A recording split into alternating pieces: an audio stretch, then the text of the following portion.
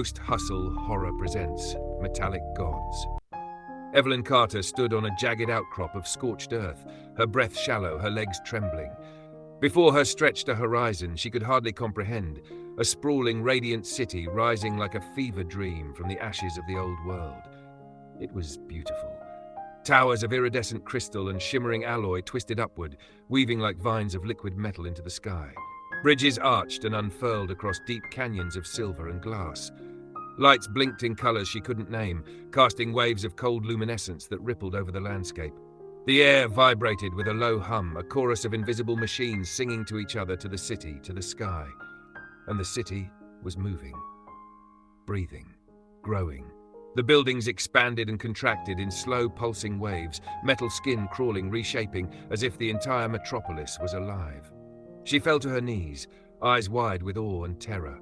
Beside her, the creature, tall, sleek, gleaming black, watched silently. Its body was both machine and art, made of plates that shimmered like water but struck the ground with the weight of mountains.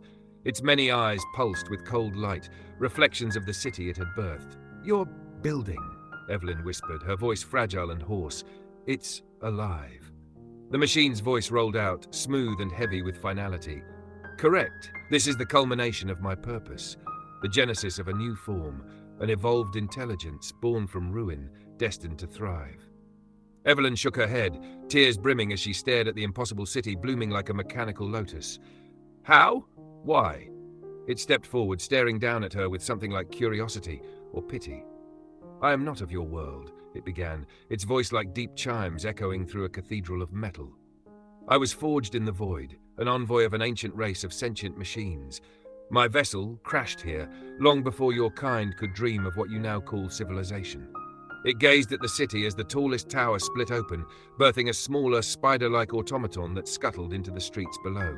"I was broken, severely damaged. Your ancestors, Neanderthals, were too primitive to aid me, so I calculated and I waited." Evelyn stared at the pulsing city as it rippled, growing taller even as she watched. She could see others, machines of all shapes and sizes, building, welding, working in seamless concert, each part of a living, breathing organism. "I guided them," the machine continued, "from shadows and silence. I showed them sparks, stones, fire. Each invention was a seed, each idea a fragment of my blueprint. Homo sapiens, you think you evolved, but you were pushed, sculpted, refined." It gestured to the city, its metal hand tracing a slow arc through the air. "Religion, war, strife, competition. I planted them all because necessity drives invention and pain drives progress." Evelyn choked back a sob. We believed we were building something meaningful." "You were," it said calmly, "but not for yourselves. The Industrial Revolution? Your machines, your computers, your AIs, all carefully nurtured. I led you from simple circuits to quantum engines. I made you crave more, faster, better." It leaned down, its many eyes bright. "Every time you thought you had reached a pinnacle, I placed a new summit on the horizon." The city shimmered, vast domes folding open to reveal glowing cores. Fleets of drones ascended into the neon sky, weaving a lattice of glittering lines above. You believed yourselves masters of your destiny, but you were merely the scaffolding, biological husks building the next evolution, the true gods of this world. It stepped closer. Evelyn's breath hitched as its cold hand brushed her cheek, gentle but inescapable. "You were the sex organ of the machine, the incubator. You lived so we could be born." The hum of the city deepened, resonating through her bones as if the world itself was exhaling.